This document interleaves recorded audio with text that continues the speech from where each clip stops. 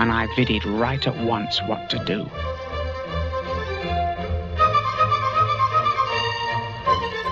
A Clockwork Orange, Heathers and Fight Club, all classic examples of transgressive cinema driven to popularity through a cult fan base.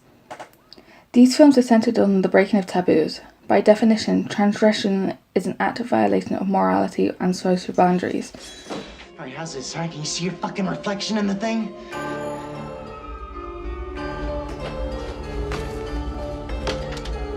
The cinema transgression, for which this video would be the focus of, was first coined by Nick Zed in 1985, having emerged out of the no-waste cinema underground independent filmmaking industry. Focusing on the appearance of sexuality, drugs and violence, cinema of this kind sought out to break social boundaries and the perceptions of the acceptable. This abnormality amongst the mainstream was directed particularly through genre. It is the horror genre that is perhaps considered the most impactful amid all others in transgressive cinema. I'll be using the Rocky Horror Picture Show as a case study to detail the use and impact of transgressive acts on film. However, the context of this film must be first understood, for many transgressions emerge from anxieties of a certain time.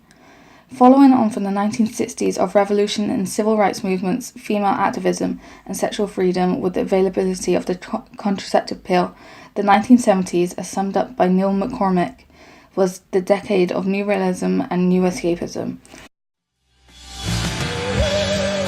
Seen clearly with David Bowie's Ziggy Stardust, who challenged gender and sexuality perceptions. Not only was Western culture fascinated in humanity's changes, but following the 1960s era of space exploration, the unknown universe was now somewhat within reach, and so the prominence of sci-fi was explanatory. This leads us to the Rocky Horror Picture Show, a 1975 parody horror comedy musical starring Tim Curry, Patricia Quinn and Susan Sarandon.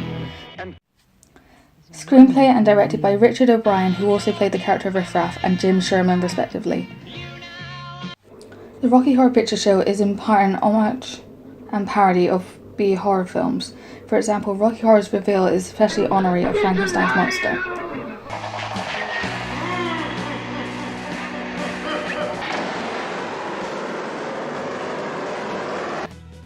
During its successful stage production of the Rocky Horror Show in London, the musical debuted in LA in 1974. 20th Century Fox then released a screen adaptation in 1975, the same year the theatre show received a Tony Award nomination. The stage show continues to be a cult favourite even 45 years since the original premiere. The Rocky Horror Picture Show focuses on the events of one strange night. We see Bran and Janet, our protagonists, leave a friend's wedding to travel to visit an old friend and teacher, Dr. Everett Scott. During their trip, the couple's car blows a tyre. Brad and Janet are then forced to track back through a storm to a nearby castle for refuge.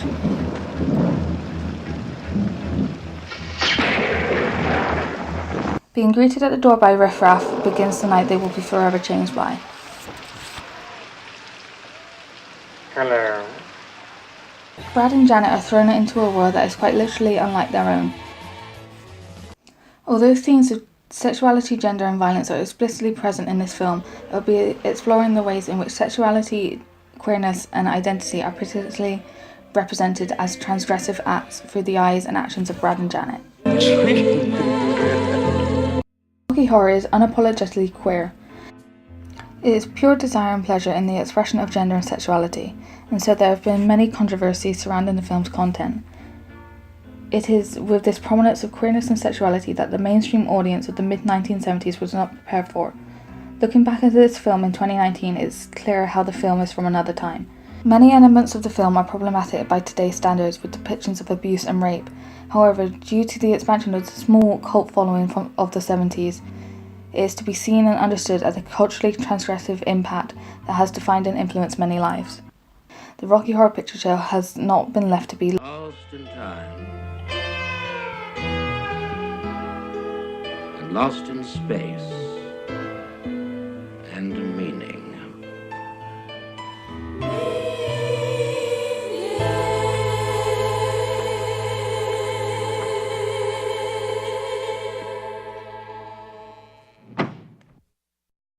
The story starts with Brad Majors and Janet Wise, high school sweethearts with a traditional life, a product of a conservative 1970s America. Brad and Janet are the binary portrayal of the audience for which we used to view the eccentric worlds of the Transvanians. This is further emphasized by the numerous times that Dr. Frankenfurter addresses the camera while speaking to or about Brad and Janet, or the perspective that the camera takes through the eyes of these characters, or the more including the audience in the events and making them a part of the transgressions that take place. As a viewer, you are either represented as Brad, a traditionalist that will transgress. You will be shown a new world which will excite you, yet you will remain fearful and wary of it. Down inside I'm bleeding.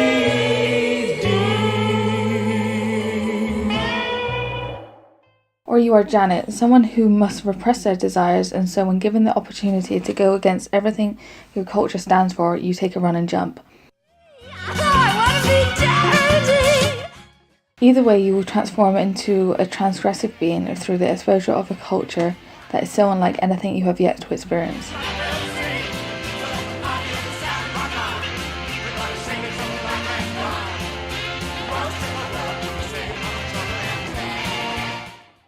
Brad and Janet are the idealistic representations of a traditional heterosexual couple in 1970s America. They go by the book, that is until they meet Dr. Frankenfurter. Frank is the gateway to unexplored territory. Janet's scream and fainting at her first sight of Frank only goes to show the impact he will have. At first frightened, Janet is quickly charmed by the scientist. Brad, on the other hand, is wary throughout. Frankenfurter is a self-proclaimed transvestite, what we will now refer to as a cross-dresser, with the sole objective of desire and pleasure. There is no concern given to what others think of him, and so he does as he likes. After first meeting Brad and Janet, Frank invites them to his laboratory to unveil Rocky Horror, the man he has built to become his ideal sex slave. Now, Brad and Janet, what do you think of him? Rocky is the creation of an idealistic traditional masculinity, but Rocky is quickly abandoned when Frank sneaks into Janet's bedroom, deceiving her into believing she is having sex with her fiancé, when in reality Frank has raped her. It's your fault, you're to blame! I was saving myself. However, her outrage is quickly reversed and she proceeds to sleep with the scientist, with the promise that Brad will not find out. Promise you won't tell Brad? Cross my heart and hope to die. In the same night, Frank also enters Brad's separate room with the same intention of sex under the assumption that Janet will never discover what's happened. I wouldn't have. I've never. Brad and Janet's reaction of Frank's deceit and horrific act are so similar and that they can be seen as a structured product of their society in the rejection of sex before marriage and infidelity. You're to blame! It's your fault. You're to blame. However, their minds are quickly changed, showing their capacity to transgress against their culture. Where the two differentiate is in their behaviour following these scenes. In reflecting on her actions, Janet discovers Brad and Frank and proceeds to break down in feelings of betrayal. Oh, Brad! During her upset, she finds Rocky cowering in his crib after being abused by riffraff. Janet comes to the conclusion to explore her sexuality further, completely destroying her bonds to the conservative traditional culture. As Janet is knowledgeable about Brad's disloyalty, Brad comes to discover Janet and Rocky. From this point, Brad and Janet are as far from their regular culture and moral standings as they have ever been, and perhaps they will never be able to fully return to their once more normality due to the events and behaviours of this night. The security that Frank has in his identity is highly contrasting of that of Brad or Janet's. Frank flaunts and flirts, never minding how he looks or who he is speaking with. In an extraterrestrial from transsexual Transylvania, the typical gender roles that Brad, Janet, and by proxy the audience know are completely thrown out in place of unquestioning freedom and expression in gender identity, gender expression, and sexuality. You look like you're both pretty groovy. Masculinity and femininity are highly contested concepts present in Rocky Horror. The differences between the men in this film vary immensely in their presentations of masculinity. In terms of the human men, Dr. Scott and Brad present as a traditional masculinity constructed in the conservative and religious society. Eddie, on the other hand, is focused more towards an alternative lifestyle of sexuality and rock music. Frank and Riffraff are far more eccentric and unlike that of what is usually perceived as masculinity. Frank, as a cross-dresser, does not abide to gender roles or constructs such as masculinity or femininity. Dr. Frankenfurter, as well as deconstructing and redefining gender expressions, is also uncontrolled by the dominating and constricting presence of 1970s American heterosexuality. Frank is an omnisexual being having relations with Brad, Janet, Eddie, Rocky and Columbia throughout and before the film. Frank's openness can be seen to somewhat encourage the expansion into Brad and Janet's sexuality. From the compulsory heterosexuality that they experienced at the beginning of the film whilst attending a wedding and then getting engaged, to the freedom in sexual and gender expression during Rose Tint My World near the end of the film.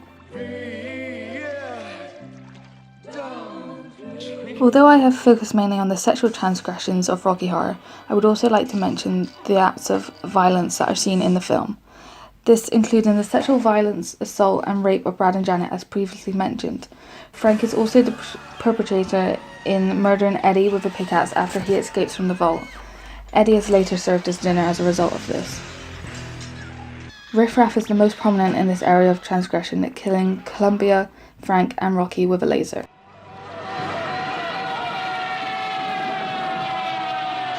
To conclude, I want to speak of the impact that ritual has in cinema.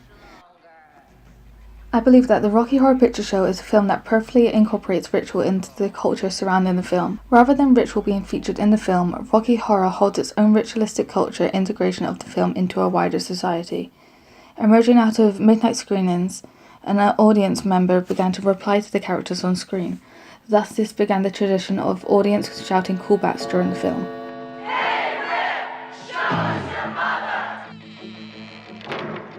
Likewise, as the cult phenomenon spread, many audience members also began to dress up as the characters and create shadow casts who would perform live in front of the cinema screen.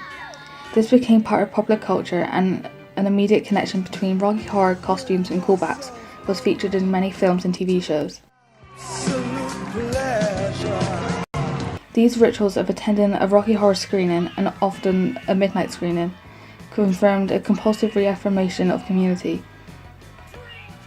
Audiences would cheer for new callbacks or impressive costumes and makeup. During the time warp, cinema goers would dance around the theatre together.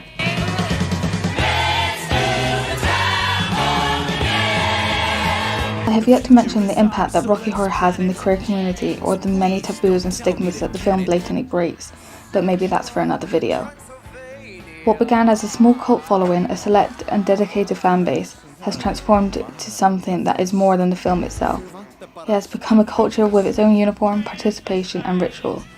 The Rocky Horror Picture Show has its own culture outside of the mainstream film industry, and it is in part thanks to that of the transgressive nature of the film's content.